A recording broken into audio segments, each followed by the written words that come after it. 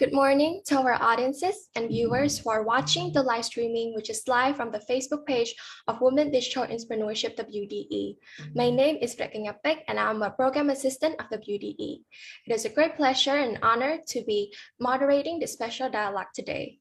Before we start, I would like to inform our audience that WDE is a program in which is co-organized by three institutions such as Momentum, Hubswell Foundation, and Asian Vision Institute AVI.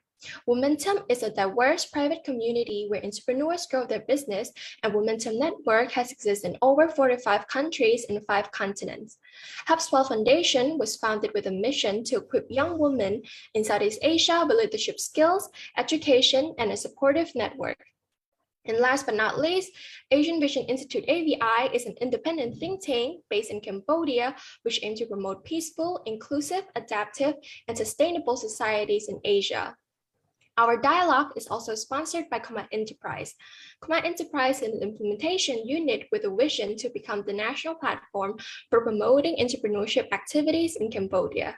With that being said, I would like to welcome our audience to the 11th episode of WDE Policy Dialogue. Our topic for February is Women in Trade. The purpose of today's dialogue is to gain a deeper insights of women's roles in trade and understand the importance of gender inclusiveness in trade policy. Joining with us today, we have a very distinguished guest speaker who is an expert and is very knowledgeable in the field of trade. I would like to introduce you to Ms. Kim To Tan, Vice President and Chair of Women Committee of American Chamber of Commerce, MCAM Cambodia. I would like to invite everybody to warmly welcome our guest speaker for today. To begin our discussion, I would like to start with the first question that I believe is critical to kickstart this discussion. The question is, how has the trading pattern changed in Cambodia comparing to the past? Ms. Kim, the floor is yours. Thank you so much, Sipay. I'm very, very honored to be here speaking about trade and women. Also, I think we can directly tie to perhaps gender equality sometime during the discussion. So to answer your first question here is that Cambodia trading has changed dramatically since if we go back as far as 1980, when the Soviet Union virtually dominated Cambodia's trade. And the country's main import sources are now China, the United States, Thailand, Vietnam, Hong Kong. And the exports mostly from our country goes to United States, Hong Kong, Singapore, the United Kingdom, and Germany. Until up to the late 1990s, the re-export of imported goods such as cigarette, motor vehicles, electronics, and gold accounted for the bulk of the Cambodia's external trade. So what does that mean? It means that a lot of the raw materials from Cambodia have left the country and re-imported back as a finished goods. And that's the finished goods that I just talked about, which are cigarettes, motor vehicles, electronics, and gold. But since then, so now we're looking at 2000 and beyond, we're now talking about the garments that have really taken over all of the commodities to constitute the bulk of the Cambodia's exports industry.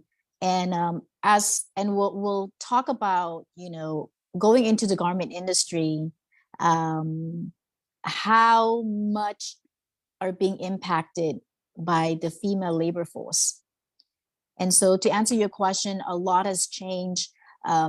Yes, we are going back to 1980s, but really it's not that far back.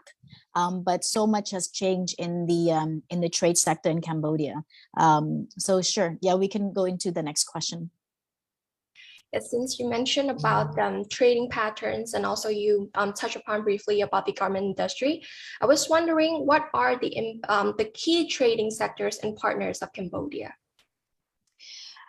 So I was looking it up because the trade, the economy, a large part of the Cambodia economy are imports and exports.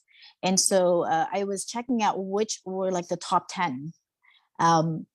those items. And we're looking at, so when I just mentioned that the garment factory kind of took over since 2000 and to the present time, it makes sense that the first highly imported products are knit or crochet clothing and accessories, and that accounted for $5.2 billion in USD, and almost 30%, so 29% of the total exports products from Cambodia. And there's gems and precious metals at $3 billion, accounting about 17%. Back to garment, clothing and accessories, not knit or crochet. So other than the knit and crochet that account for almost 30%, we're looking at clothing and other accessories, about 13%, equaling to about $2.3 billion USD.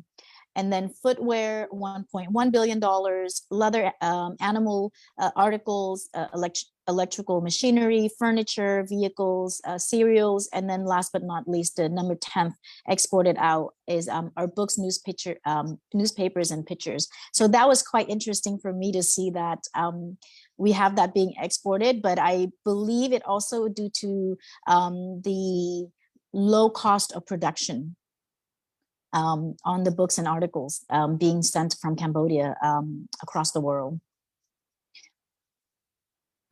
So now moving on to the scope of today's topic, I would like to ask that do women participate in trade sectors in Cambodia, in your opinion?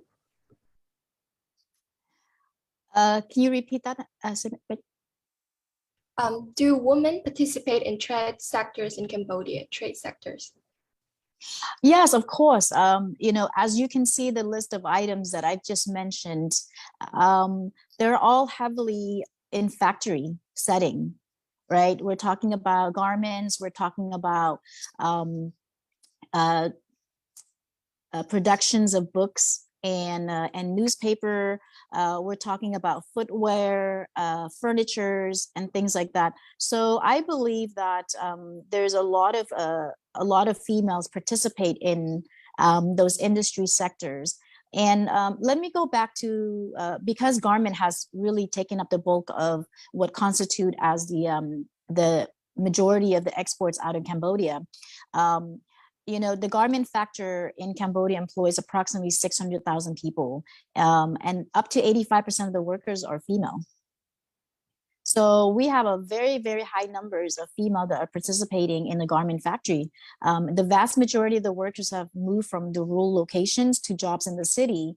And that's because a lot of the factories are located in the city. But like I said, most majority, 85% are female. And so, yeah, they do participate in the trade industry, although they may not see it as a trade industry rather than a more of an employment, a job that they go to each day. But overall, they have a very high impact in the economy for Cambodia. So from my understanding, from what you mentioned earlier, also we have such a high percentage of women in trade sector. They're more in the employment side. So how can Cambodian government encourage more women to work in the trade sector, but not in the sense of employment, but like actual as an entrepreneur in the trade sector? So I think there's two elements to that question. One is being employed in sectors that are contributing to the overall trade in Cambodia. It doesn't diminish the value of female. Right. So because it is a form of empowerment when you're able to earn your own income. So in a way, it is a form of empowerment for women, and we don't want to discourage that. But let me go back a little bit about what the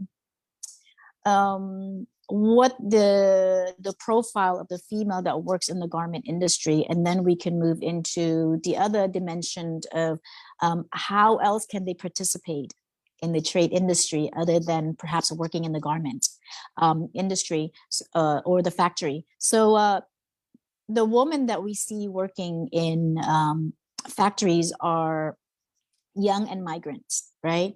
So it's really perhaps their very first job ever, right? Coming into the workforce, other than, participating in a family business back home or doing farming, living and working outside their home provinces. So they're still considered migrants, but they're considered internal migrants because they're not traveling out of the country, but they are away from their own province. When they're coming to work for for the factories, 66% of the female garment factory workers are under the age of 30. So again, still very young. 51% are married. 64% of all women garment workers in Cambodia are internal migrants, like I said. So a very high percentage of them are migrating from the province into the city to be able to work. For factories that are located in Phnom Penh, 97%, so almost 100% of the female workers are internal migrants. So again, they don't live in the city, but they do migrate from their provinces to work. With that said, and I think this can address to your some part of your second question about government working alongside to support. So if we're just talking first about women being employed, there are some challenges in the garment factory workers, such as safety conditions, right? For the female. So when we look at when we really did the study, when there was a study done on the conditions of the workers, so when women have the options, they prioritize safety and living conditions, right? So workers who have experienced harassment overwhelmingly turn to those factories that have a safer or stricter rules or policies to help them feel safer, right? Working in the factory. 67% of the women do not participate in leisure or social activities due to risk of their safety. So there is that limitation, even within the factory workers, right, where they still have to be fearful for their safety. And then the women's priorities, women's workers send home an average of 40% of their salary. So as we talk about them coming out of the province into the city and working, 40% of their salaries are being sent home to support family. So I look at that as a empowerment really for female to be able to earn their own income, supporting themselves and also supporting their family back home. But again, the deprivation and self-sacrifice are really the norm for many migrant workers who prioritize their families' well-being, perhaps even more so over their basic needs while they're working. Some of the challenges that we see, and we want to talk about how government can help with some of the challenges that the women face. Working in the garment factory, is that nearly 1 in 3 women express sexual harassment in their workplace. That's a lot, 1 in every 3. 68, a little bit over 68% were also made to feel comfortable and safe in the workplace. And 32% of the women were the recipient of unwanted or leers or noises or gestures by the male. So we consider that as a form of harassment.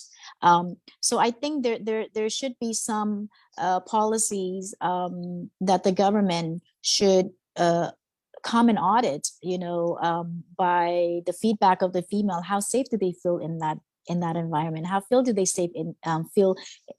safe do they feel in the workplace? So those are some of the things that I think we can look at if you want to talk about how government can intervene and provide a safer workplace and condition for female in the garment factory. Although women occupy 85% of the garment sector's total workforce, women are still women are overly represented in the lower status and lower skill set. Okay, but they hold far fewer management and supervisory roles. So you'll see that 85% of workers are female, but as you go up the ladder, you really see that it's less and less female that are being given opportunities to move upward. Under 4% of the female garment workers promotion holds a line as a line manager office staff role. So under 4%. When we're looking at 85% of total workforce in the garment as female. Male workers are, of course, more likely than female workers to achieve promotion within the industry. And obviously, because it's a preferential and there's a stereotype that women may not be able to manage or, be a manager and things like that. So that is something that we also need to look at. How do we implement process, procedures, or development opportunities to give women more opportunities to move up, into a better, position within the company. So those are some of the things that we can look at if we're looking at how we could empower women more that are in employment sector, right? If we talk about SME, I think that's going into your second question. So I see a direct correlation between garment factory workers that are heavily, 85% are female. In the SME sectors, and I think we could also include MSME, so micro. So micro businesses are businesses with less than 10 employees, so 1 to 10, 1 to 9. And then for SME, small, medium-sized enterprise, it's anywhere between 11 employees to 20 employees. Between those two is that 61% of those businesses are women-owned and women-run businesses. And they're significantly higher than in any Asian countries. When we compared the percentage of female business owned here versus out in the neighboring country, yet the impression is quite the opposite.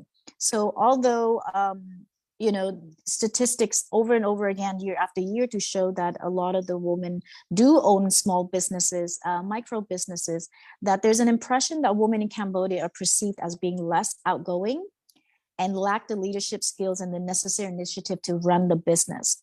But when there was a study done on the real stories behind that, so the perception and the reality doesn't match. So 61% of businesses are owned by women. 90% of that 61% owned by female, business owned by female, are managed in Cambodia, are profitable.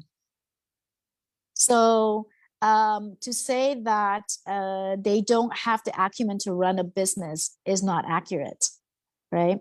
So when you have 90% that are profitable,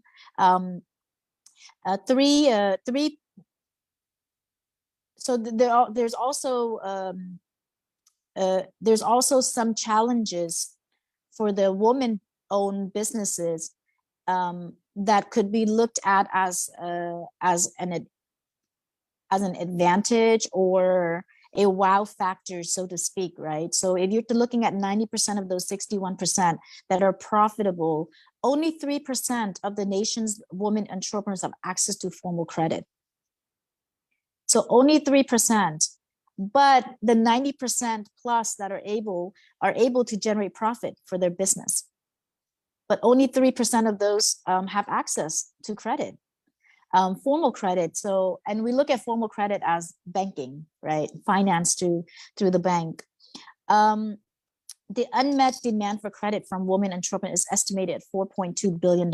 So this study illustrates that the strong business case for banking women-owned SME. So there are some initiative by the government, where they had established the SME bank to support to support small business, but as we can see that the real number lies in the fact that a majority of those small business are women-owned. So we are encouraged and motivated by the fact that the government are establishing an institution. And more these days, I see that a lot of banks are really trying to capture that study and create products that are tailored to support women in business. So we are motivated by that. And I hope that it continue and that we continue to study all the different ways that we can support women who are running their own business.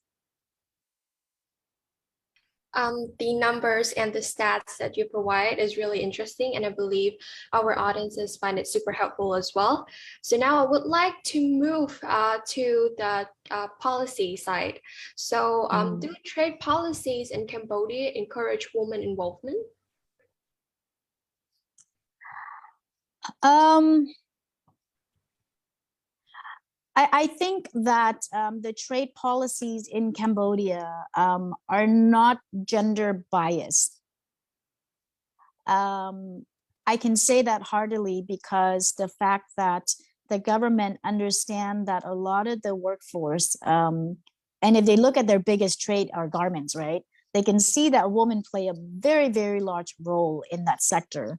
So I don't think the policy or gender bias in any way. But we have to look at, are we talking about female that are just, part of the lower chain supply for the trade, or are we looking at women who are able to establish businesses that are contributing, as an employer, let's say to speak, right? That are employing other employees in the trade sector. And I believe they are, the small business that we're talking about at 85%, 61% of the small business owned by women. I think in some way, shape or form, they are encouraged and they are having an impact in the economy when it comes to trade. So for me, looking at the trade policies from the government, there is no gender bias. But the bias lies in, I think more than anything, is the ability for women to have access to formal financial market. So they can become, so what we would like to see really is more advantage products, more products that are tailored for women to support them from starting the business to growing the business. So a lot of the funding that they get are informal to start the business, but they should be allowed to be able to then get access to finance so they can scale their business, so they can employ more people, so they can play more of an important role in the overall trade sector. So finance is a very, very big part of how businesses can go from micro to small to medium to large. But women can't do that unless there's a product that caters specifically to support them. And that would be my general feeling about how government as well as private institutions such as financial institution can be supporting women, specifically if you're talking about how do they participate more in the trade sector that are fair and equitable. So now I would like to know more about your institution, MCAM. So can you tell us about the mechanism or policy which are practiced in your institution to support the participation of women in the trading sectors? The AmCham, we're an organization that we're an association that are into promote, support and advocate for our members. So we don't have any clear outline about supporting more women specifically in the trade sector. But I will tell you that the Women's Committee that's been very, very active as part of the AmCham organization are always looking for ways to empower women. And that may be young women that are starting out, coming out of university, starting to go into the workforce, or woman who's already been in business, right? How do we provide them more access to network? How do we provide them more access to market? So if they need to be able to connect with other players in the industry, or players in other industries that they could then introduce their product to, we can facilitate that networking type of connection for them. And we have been running programs actually as part of the Women's Committee, where we talk about how do we empower women in the workplace? How do we empower women that have their own businesses? So for us, if there's a way that we could bring about a discussion about how women can have access to finance, that is something that we're looking to doing in partnership with organizations such as the CWEA, Cambodian Women Entrepreneur Association, and also by PACT, an organization that has a part of the development program supported by USAID. And that is specific to supporting young women entrepreneurs, right? So those are some of the things that we are looking to collaborate and work together with those type of organization to further support women, throughout Cambodia. And so our main focus in the past has always been, how do we get women into leadership role, right? So so I think what happened is that we're not just focusing on how do we encourage, or how do we give them enough confidence to be able to move up into leadership role. But as you know, when you're sitting in leadership role, there's quite a bit of an impact that you can make to the organization as a whole, producing more profit for the company. And there has been studies that when there's more representation of female, either in the boardroom or in the management team, is that organization actually are more profitable than organizations that have less female representation. So as you can see, with females sitting in certain position in the organization, is that it's good for the business, but it's also good for the community. And that's what we want to encourage organization to have enough female representation to be able to support their business. So I think that's those are some of the things that we have done in the past, and those are some of the things that I've shared with you now, that we're looking forward to more collaboration with private organizations, also with public entities that would be supportive of women in business, or going into leadership roles in their organization. So since this is your field of expertise, I was wondering about Cambodia comparative advantage. So do you think Cambodia has any comparative advantages which attract trading partners to the country? I think one of the biggest advantage for Cambodia is moving into the technology and digital space. And my feeling is that because we're such a young nation, in terms of age-wise, I think the adoption of technology could be quite quickly compared to maybe other country. And so that's probably the biggest advantage of not only Cambodia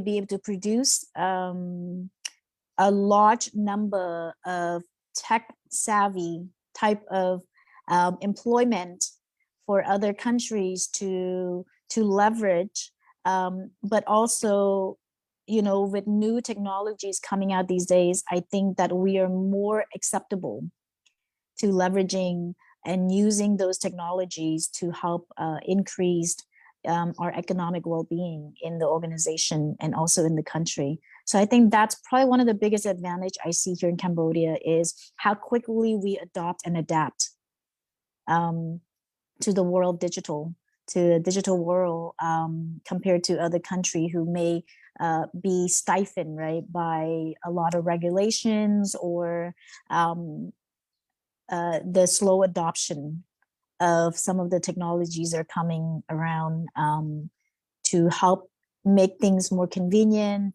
and better for everyone and give greater access. So linking to the previous question earlier, how can Cambodia improve the country to enhance trade with other countries? How could Cambodia, improve to enhance trade in Cambodia? I would say, so we're kind of dominant in, and when I said dominant, I mean we have a big percentage of dealing in industries that are highly can export out, right? Because we can see export being one of the largest GDP for Cambodia. So for me personally, I feel that the next big thing for Cambodia would be service industry. And when I mean service industry, I mean the skill set, leveraging technology, leveraging digital, is to become really, really great at that, right? Because we're so young, we're excited to try new things. We want to create this, we want to start that. You know, there's a lot of startups are happening nowadays in the Cambodian market from our young generation, right? Who wants to do something crazy, want to do something amazing outside of the normal traditional business. So I think that service will be the next thing for Cambodia, and also is highly valued. I think it's so, you know, when we talk about industries like the garment factory, right? It's considered a very low skill type of skill set. And it makes sense because as a country, we also are not very high in the education, in the literacy yet. But so that's why people are able to acquire more of a low skill set jobs, such as the factory worker. But I believe that in the service industry, it is more highly valued. And so the more we can get the young people to the young people here to be able to quickly learn and adopt and use technology and understand how it works and have that be one of their highly skilled capability, I think that can translate to a service that we can offer to other country around the world.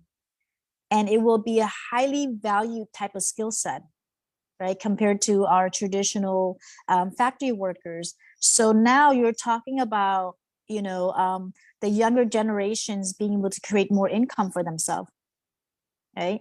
Because they've now acquired skill sets that are more highly valued in the country and outside the country. So I think that would probably be my encouragement for us to be able to move into the service sector for trading, if you want to consider that as trading, which I do, because trading is really just a form of exchange, right? Services or products for monetary compensation. And so, and with the use of internet, you could be here and still work for other companies outside the country, leveraging your skill set. So technology, digital skills, I think that will be the next best trade services for Cambodia market. So this will be my last question for you for today. However, before I begin with the last question, I would like to tell our audience who are watching the live streaming that if you have any question, please feel free to drop them so I can relay them to Ms. Kim accordingly. So now for the last question, I want you to give like a encouraging message, you could say, to female entrepreneurs in Cambodia who would like to participate in trade policy and, you know, in a sense, give them an advice. How can they start in this sector? Okay, so for our woman who owns businesses and would like to know, how they could become part of the bigger trade facility or have more influential or have more impact. Um, there's a lot of organizations that supports women-owned businesses. Um, I encourage you to join. I encourage you to speak up. I encourage you to gather um, those that are in the same common those who share the same challenges, to be able to come together and create this, what I would call like a desired list, right? That could help you overcome those challenges and raise that up. Like I said, there's a lot of different organizations that are supporting women in business. There's a lot of donor organizations that are doing a lot of things to support, but we need to know, how can we help you? What exactly are you looking for, to be able to become influential in the trade policy? And yes, I think that's also one of the areas where there's not enough woman representation, right? So step up in the organization, speak up, and ask to be seen, ask to be heard. Um, because it is your livelihood. When we're talking about your business, how to scale it up, things that you need, opportunities that you need to go to be able to scale up your business. So join organizations that are supporting your sector, and then speak up and gather, with the same group of people who have the same challenges, and raise up your voice together. That would be my advice for those that want to have some influence in the trade policy. So now, Ms. Kim, please give me a moment while I look through the Q&A session. Okay, we have a question from Ms. Chitasa. The question is, since Cambodia pursue Industry 4.0, do you think it will help to increase women participation, especially in trade? Our stakeholders could help to improve. Yes, absolutely. And it doesn't have to just be trade. It could be in any sort of sectors and industries. And the more that we could encourage women participation and representation, the better we will be as a country. When I was talking about, organizations that have been studied with more female representations in their boardroom or in their upper management level, that they are more profitable compared to other organizations. We could also look at this as a country, right? If there's more representation of women in the country that do have influence in policies, influence in directions of the country, then yes, of course, it will also increase our economic, and this can go to everyone as well. There are some, like I said, there are organizations that are also very, very specific to helping women in the service sector. When I say service sector, I mean, digital skill set. There's actually quite a few well-known organizations that are supporting women and young women to be able to take up trades relating directly to digital skill set that are highly valued, not just in Cambodia, but also across the world. So we have another question from our Facebook live stream. The question is that, is there any effect or implication from COVID that affects women in trade? I would say overall, the impact on the economy is quite large with COVID-19 across every industry, as you can see. But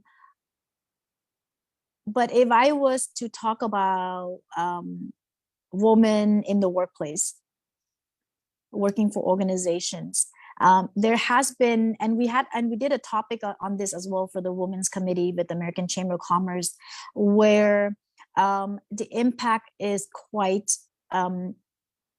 more significant on female than the male due to COVID-19. I'll give you a good example. When we went into lockdown, and even now, companies are exploring this option to work from home or in the office. You know, when women are working from home, it's not just working from home. We're talking about being able to balance our work life while we're at home with the kids, with children, you know, things like that. And when the school closed down, really the full responsibility of the children has now become the mom, right? The female responsibilities in the household, more so than male. So yeah, so it did have much more significant impact on female when it comes to you know, as a result of the COVID-19. And I'm sure that that's also felt by women in business, right? Because if your child can't go to school, it's very hard for you to run your business as you would like, as efficiently as you would like to be able to if they were in school. So I think, you know, for us, I feel that we're quite lucky in the sense that although, yes, we have quite a long period of time when the school closed, but across the world, it's not just the school, everything else was shut down. And so I think that has actually a larger implication on female as well.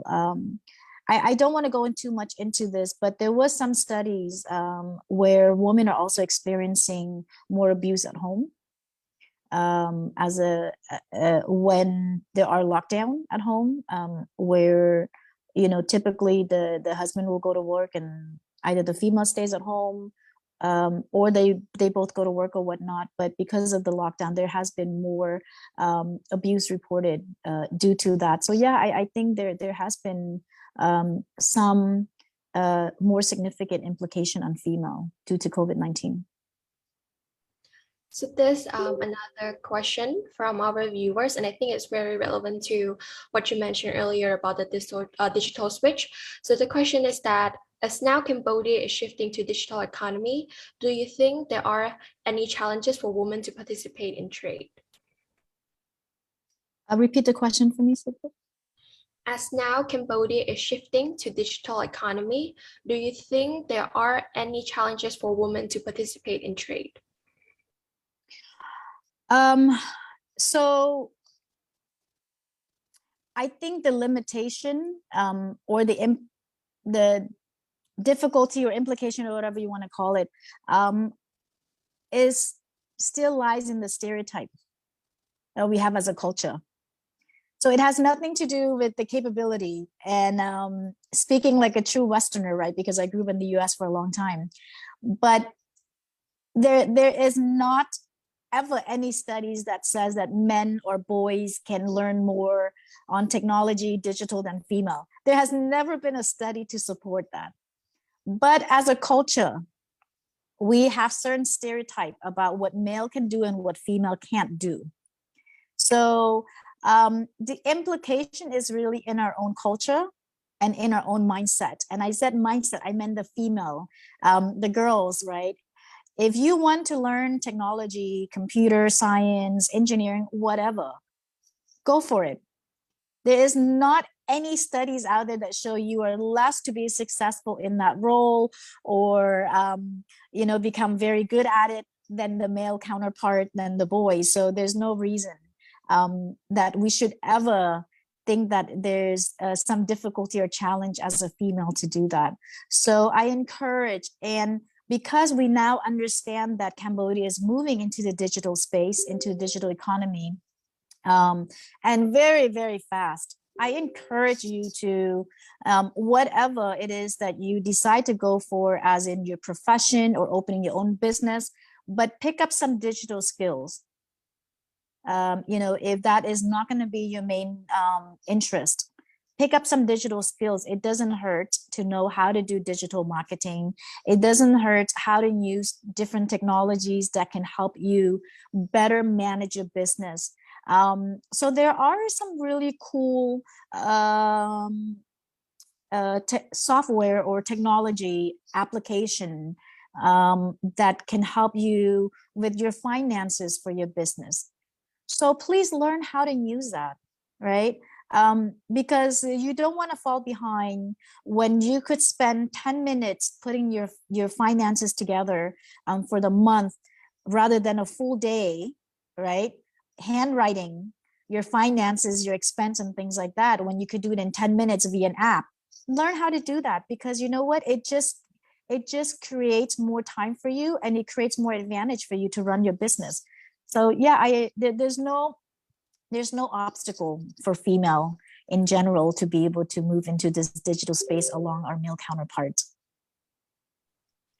So another question from also the Facebook page asks that how does the new trend in global trade or global value chains open up trade opportunities or economic opportunities for women? I don't know too much of if we're speaking regarding a new world trade, but I do know that all the value chain for commodities or services includes female, and I would say that if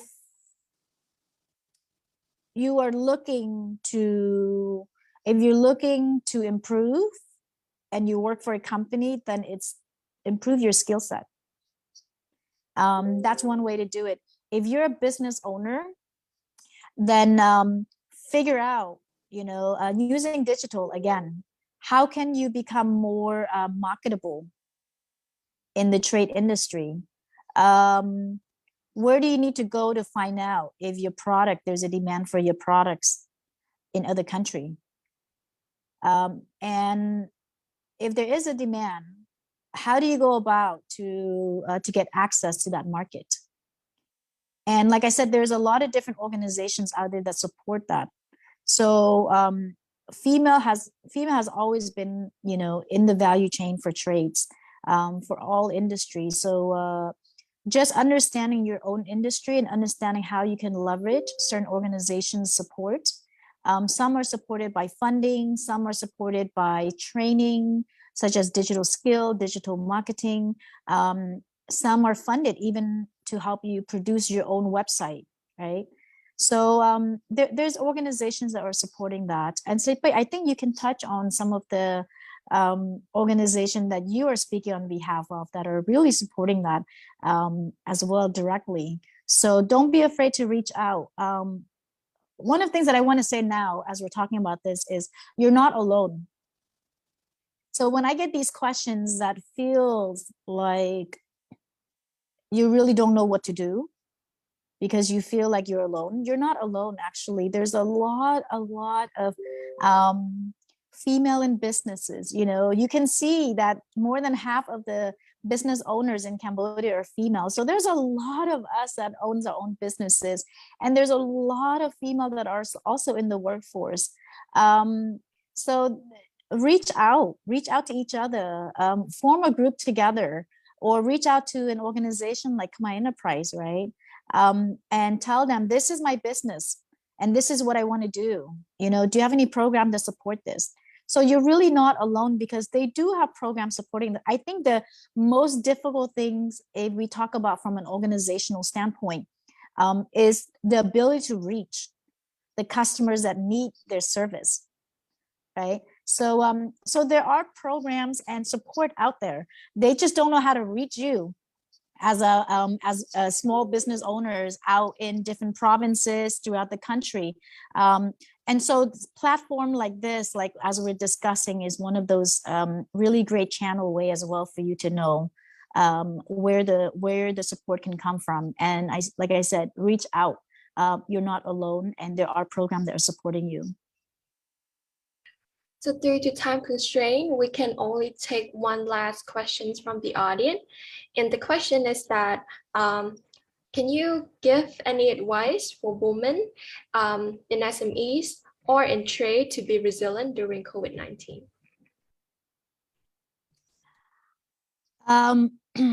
I would say two things for businesses to cope with the COVID-19 and be resilient. Two things you have to be mindful. One is looking and understanding your business so well that you can say, you know what, I I know how to do this really, really well. Where else can I expand my business to? In what other channel? Right? So the reason why I said first understand your business, because if you don't understand your business, then you cannot think of other ways to expand.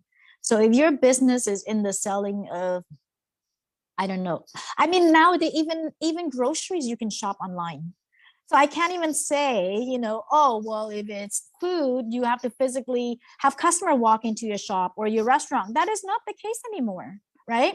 So I really can't think of an industry where you physically cannot send this over digitally, you know, in some way, shape, or form.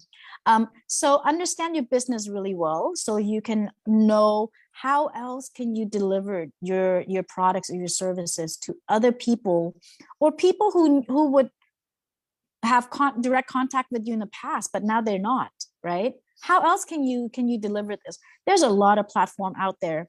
I mean, one of the biggest one is Wing, right? So Wing, and then a good friend of mine owns Kmum shop, which is an e-commerce platform. There's a lot of different platforms out there that provides this type of access to market for your products and services. So understand your business and figure another way that you can deliver your product and services and not be hindered by the fact that you now don't have customers walking to your shop, right? So if we're talking about physical shop, and then the second is, so the first one's understand your business and to be able to explore other channel to distribute your products and services. The second one is understanding the finance of your business. So what do I mean by that? When businesses have a lot of customers, perhaps before COVID-19, if you're okay to spend on this and spend on that, I guess would be the simplest way to put it. But now that you may be generating less profit due to the impact of COVID, you need to understand where are your expenses are going to, and how can you cut or reduce those.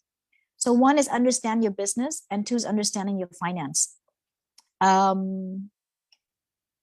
So if you can't continue to spend the way you've been spending when you were generating a lot of revenue, you know, so understand where you can cut down the cost, understanding, or even figuring out, you know, if you, I don't know, produce stuff and the raw material that you buy in costs you 50 cents per, could you then go explore other resources that are less for you? Maybe even similar items that are going to cost you 30 cents instead of 50 cents, and you could still use it and make a finished goods out of that as well, right? And be comparable. So those are some of the things that I would really, really focus on if you want to be resilient in the face of difficulties such as COVID-19, is understanding your business so you can better understand how you can expand even during COVID-19, and understanding how to reduce your overall cost for your business by understanding your business finance. So this brings us to the end of today's episode, and I would like to conclude our discussion here. Thank you, Ms. Kim, for sharing a thorough explanation and your insightful remarks. I personally learned a lot, so I'm sure our audience also learned numerous things today from your experiences and knowledge related to women in trade, and also your guidance with all your advices. Furthermore, I would like to thank our audience who tuned in with us today. And lastly, I wish our speaker and all of our audience the best of luck, and I'm looking forward to seeing you in the next episode. Thank you. Stay safe. Goodbye. Thank you so much. Take care. Bye-bye. Bye.